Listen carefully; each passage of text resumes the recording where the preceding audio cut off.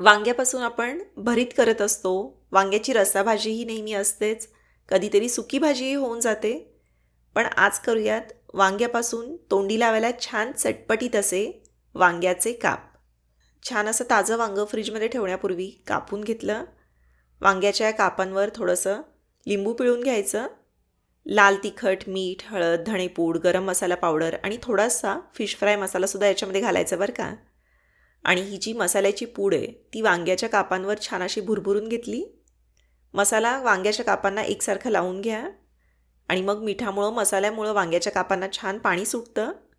थोडीशी बारीक चिरलेली कोथिंबीर भुरभुरायची. बारीक रवा आणि तांदूळ पिठीचं मिश्रण या कापांना छान असं दाबून लावून घ्या.